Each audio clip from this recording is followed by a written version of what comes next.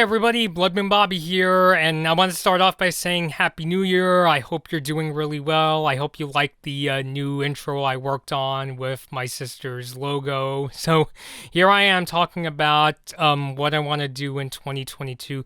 The first thing I want to say is this is not a New Year's resolution video. So none of what I'm about to say are New Year's resolutions. If I treated what I'm about to talk about like their New Year's resolutions, I'd probably give up on trying to reach them within a few months. And these are things I really want to work on in 2022, especially the latter part of this video. So I actually wanted to start off by saying thank you again to everybody. I think 2021 easily I've had the most growth across a lot of my social media channels. It was in 2021, especially on YouTube and TikTok. So I'm really appreciative of the over 1,000 subscribers here on YouTube, as well as the over 30,000 that have followed me on TikTok. I mean, like I said, it's by far the largest these are by far the largest social media accounts I've ever managed. And once again, I really wanted to say thank you again for helping make my 2021 like really surprising. It just blew past my expectations in terms of the growth. So I wanted to start off by, I think, one of the most popular topics I talk about on this channel, and that is the video games. I often get people who ask me if I'm going to do Let's Plays or if I'm going to start a Twitch channel. While I do have a Twitch channel, I'm not planning on utilizing it very much. I usually use the Twitch account to support like fellow creators, but I'm not gonna like really do like streams on Twitch, at least for now, because I don't really do Let's Plays very often. And the reason we haven't been able to do Let's Plays very much these days is for a couple reasons. The main one being, I actually recently moved much of my game setup up to this room, and you can see that now my Switch is in the background of my videos. So I recently moved my Switch up here, but the Wi-Fi up here is usually not very good, especially for streaming. But recently I solved that by buying this Wi-Fi range extender, and I hook it up to my computer whenever I'm doing streams, and now these streams are turning out pretty good. I actually did a stream on New Year's Eve where I played Animal Crossing New Horizons, and I counted down to midnight with the villagers, so that was a lot of fun. So you could expect more streams like that. One of the other games that I am thinking of streaming is new Pokemon Snap. That's probably going to be the next stream that we'll do, and I'll let you know when we'll be doing that. I don't want to get too specific with dates in this video in case plans change. And the next thing I wanted to talk about is a lot of the game requests I get, especially on TikTok, and I do appreciate them. Lots of people ask me if I've played games like Halo, Resident Evil, or Call of Duty, or GTA. One of the games that you're gonna see a little gameplay from me from is actually Halo Infinite. I announced last year that my folks found this $80 Xbox One S at a flea market, and my sister cleaned it up, and we've been playing some games on it. So Halo is probably going to be one of the next games that you will see. I am planning to play at least a little of the campaign for my upcoming Xbox One S video. And I do want to get into like even more franchises. Like I would like to try franchises like Gears of War or GTA at some point. The main reason why, admittedly, it's really hard for me to get into these new franchises is, honestly, I'm my own worst critic. And the weird thing is that if I'm playing a video game with friends, family, sometimes my sister, or even when I do Let's Plays, usually, like, I don't get bothered by being around other people, and I really can get into the fun of the game. But when I play by myself, I'm just surrounded by this whole, like, fear of failure, and I'm always wondering, if I play this in a stream, are people going to laugh at me? Are they going to say I'm a terrible gamer? Should I be completely beating this game perfectly or that kind of stuff. So it's just like something that I have to work on in 2022. I can't give a date for when I'll finally try the franchises, but probably the most positive thing I could say about this experience is that I think my social media followers have far more faith in me than I do myself. And I really do mean that as a compliment, and I do want to live up to your expectations. It's just going to be a really rocky road, and I hope I can at least get through like some of it in 2022 and try some of those franchises. Maybe not in a let's play, but maybe I could sprinkle in gameplay in some videos. Like, I do want to play Halo Infinite for my upcoming Xbox One S video. And the next thing I wanted to talk about are my animation videos, and I am really glad that that we have been able to review some shows and movies over the last year, like Raya and the Last Dragon, Luca, The Mitchells vs. the Machines, The Ghost and Molly McGee. I've even managed to review some more episodes of Amphibia and also The Owl House. I've been doing more Owl House reviews with Gabby in the last year. So that's really great.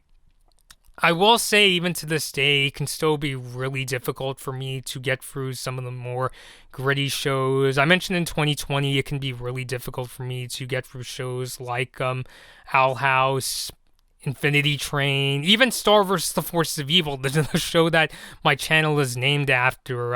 Had some really intense experiences with that. And I think a big part of that, is part of, and I think a big part of that is similar to what my friend Andrew said when we discussed that Owl House and Amphibia panel, where he thinks that because I'm starting to lose my innocence, like my sense of innocence, and as I start to get older, these shows can hit really differently than shows like that would when I was a kid. But I think an experience I had recently really put things into perspective, and that is I actually rewatched the Tim Burton short film Vincent. I don't know if you've seen it. If you have certain copies of The Nightmare Before Christmas, it comes with that movie, and you can watch it in the bonus features section. Basically, what happens in that short is it's about a boy named Vincent who wants to become like the actor Vincent Price, and he gets into doing all these really creepy things. And it surprised me how much more observant I was rewatching that short, because as a kid, basically the way I took the Vincent short was like, oh, wow, Vincent, he's doing these really creepy things. But what I noticed, what happened when I rewatched the cartoon recently was, I think it's that I have a tendency of making real world comparisons when I watch a lot of these shorts or these shows or movies nowadays, just because I've become a much more observant person. It's part of why I tend to do reviews of, shows and movies nowadays. But as I was watching Vincent, I had like really similar, or like, those really kind of intense thoughts I had whenever I watched something like The Owl House or Infinity Train, where I kept on thinking, oh my god, if somebody did something like that, like I think of the scenes like in the short where Vincent uses electricity to turn his dog into this much creepier dog, or the scene where he throws his aunt into like this tub of liquid wax. And I had those thoughts like, oh my god, if somebody did something like that in real life, that would be like really dangerous. And I didn't have those thoughts when I was a kid because I wasn't making those kind of observations back then. And so I think the reason why it can be really tough for me to get through some of the more intense shows and movies is because I tend to make those real world comparisons, which I know for some, they can do them and they can get through just fine, and it does help with explaining points and things like that.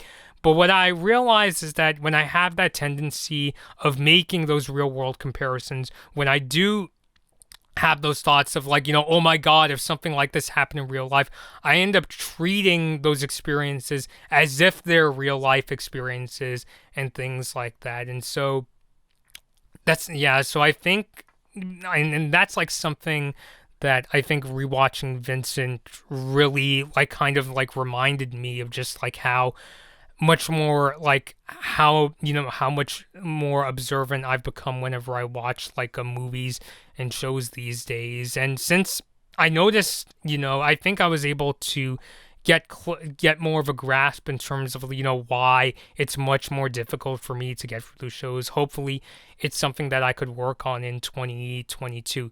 Now that being said, I think it would be a lot better if I could have a similar experience to what happened like when I saw Vincent. Because even though I was kind of taken aback with how creepy the short was, at the same time I was still able to critique it as if I was, reviewing something like The Ghost of Molly McGee or Star Wars: The Force of Evil. I was able to get into the story of the short, and I also really appreciated the sort of craftsmanship that went into making that short. There's some scenes in Vincent, and as somebody that you grew up really enjoying in the stop motion work of artists like Rankin Bass, Tim Burton, or companies like Aardman or Leica, it does that really wonderful thing that stop motion does, where there are like scenes in Vincent that are so well done. It's hard to believe that it was done for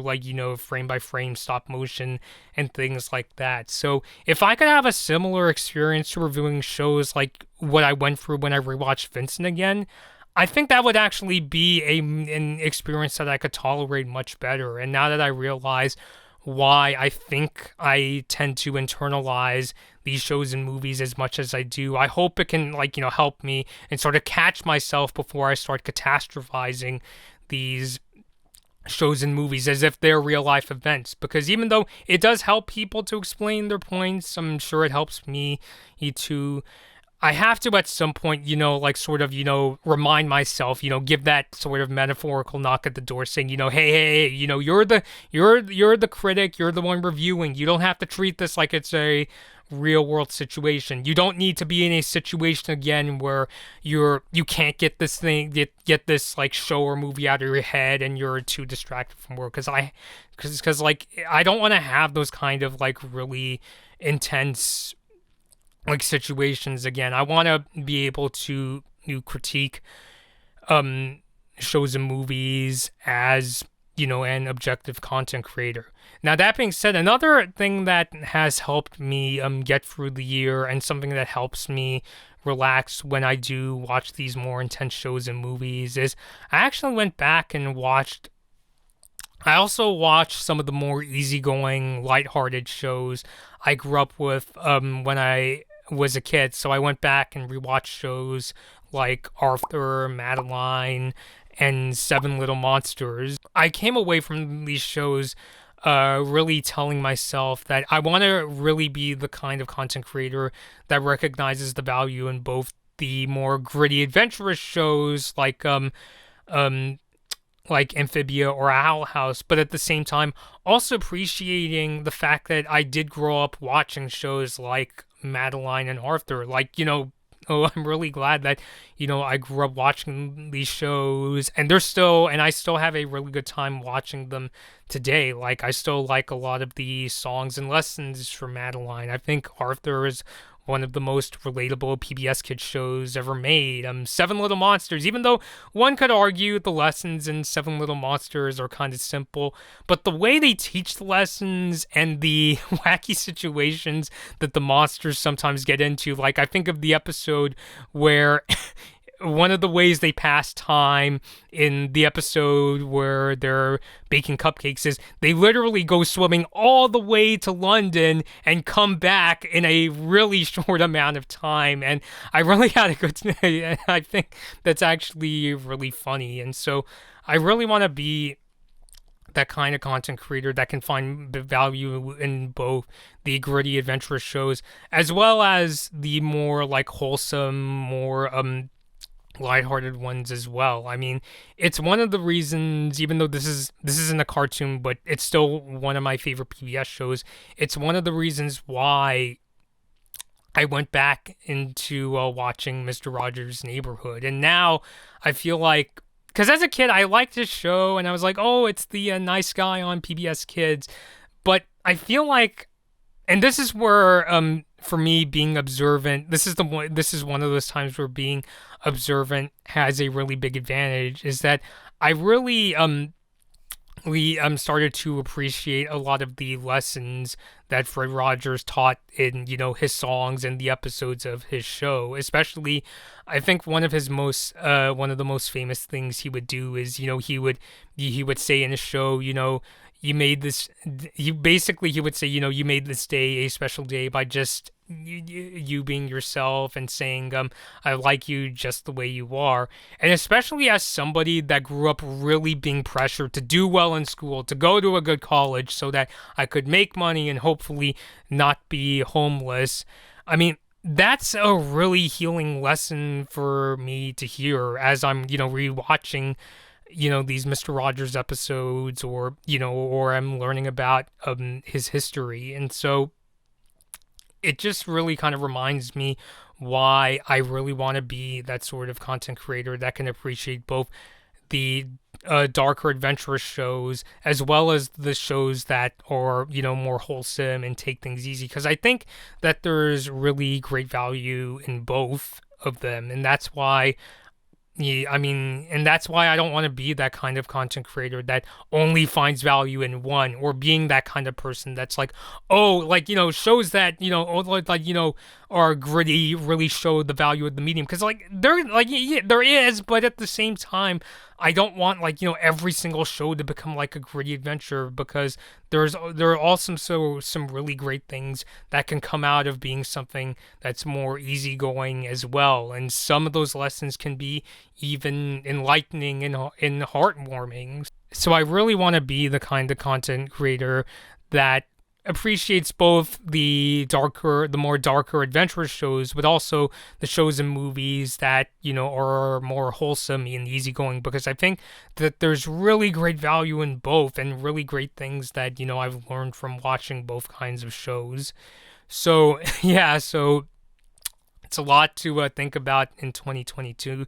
Like I said, I don't consider this by any means a New Year's resolution video, because I really want to give myself as much time. I don't want to set a date as far as when I can finally learn, these lessons and do all these things, because promising things and even trying to pinpoint things that could help me become a content creator is one thing in itself, but internalizing them and, putting it into practice, that's going to be something that I'll have to work on throughout 2022 and for the rest of my time that I am making videos. So I hope that they're something I could really work on in 2022, and hopefully, by stepping back a bit, it'll help me, give myself more confidence to get reviews out a lot sooner and things like that. So I'm not setting a date for anything. These are just things that I really want to learn throughout not just 2022, but for however long I'm making these videos. So I hope these makes a lot of sense to you. Like I said, I'm really glad that many people have supported me, and like I said, I think a lot of my followers have even more faith in me than I do in myself. So I really hope that I could take note of that as I'm heading into 2022 with making new videos. So yeah, so let me know your thoughts down below.